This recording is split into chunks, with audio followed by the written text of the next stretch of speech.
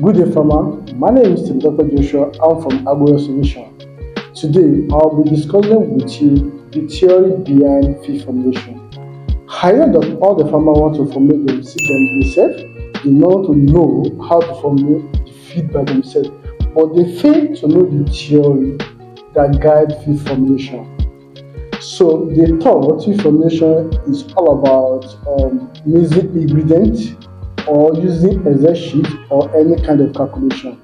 But the theory that guides feed formulation is even the feed formulation, not even the mixing of the ingredient or not even of using the Excel sheet. So here today I'll be talking about the key factors that farmers need to know before they formulate the feed by themselves.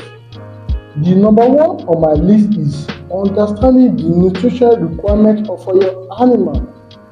Before you formulate a feed for your animal, you need to know the nutritional requirement of your target animal. Every animal at every stage of life or growth has their nutritional requirement. Let's assume you want to formulate a feed for a balanced starter.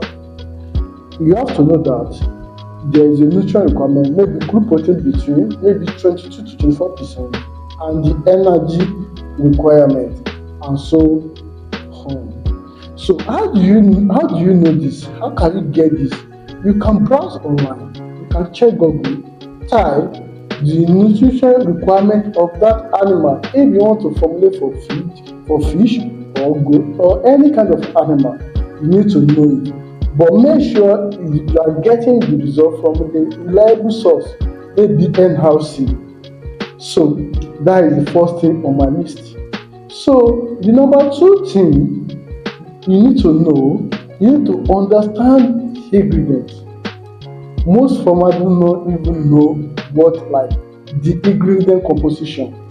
What is the ingredients make of? They are just want to mix ingredients. They want maybe 600 kg of maize, they want maybe 1000 kg of soya beans and so on. They don't know anything about ingredients. As a farmer, before you go on to formulate feed for your animal, you need to understand ingredients. You need to know the theory of ingredients. So what are the energy source of ingredients? The carbohydrates. You need to understand them. You need to know it. And also, what is the nutrient content of that ingredient? Is it crude protein of 10%? Is it crude protein of 45%? You need to know them. And also, you need to know the anti-nutrients of in that ingredient. All these things will guide you. Each ingredient has a constraint. You can't use ingredient more than the maximum expected use. Though you can exceed that. But the maximum expected use is to guide you to know the amount of each ingredient you can use in your feed formulation during the calculation. So, assuming that you are formulating feed for your for banana starter, use 5% of sorghum. Do you get that? Why can't you use maybe 40% of sorghum? Why? But you don't know it. So the theory, understanding each of the ingredients will let you to know during the feed formulation which ingredient you can use at certain level and which ingredient you can use at certain level. So the number three on my list is understanding the digestive system of your animal. Are you formulating feed for monogastric animal or pseudoruminant or ruminant? The digestive system will guide you to know how can this animal handle ingredients and their anti-nutrients. You get? So if you are formulating feed for banana or stuff like gastric animal, you know that you have to use ingredients of low fibers. You get? And if you are formulating feed for maybe ruminant, you think they can they can digest fiber very well. Sure you get? So you need to know about this digestive system, or let me say you need to know more about your animal, how your animal operates. Do you get? So you need to know this. Number 4 on my list is you need to understand the anti-nutrient. Yeah, you need to understand the anti-nutrient. I discussed about anti-nutrient when I'm talking about ingredients. Like I said each ingredient has an anti-nutrient. This anti-nutrient present in all these ingredients. So you can't use this ingredient than the maximum expected use. This maximum expected use is based on research.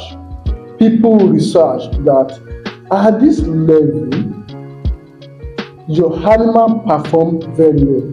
I'm trying to cover all the animal. I don't want to specify to maybe poultry, monogastric, or pseudoruminant or ruminant. So there is a research by nutritionists that says at what level or in which of these ingredients perform well.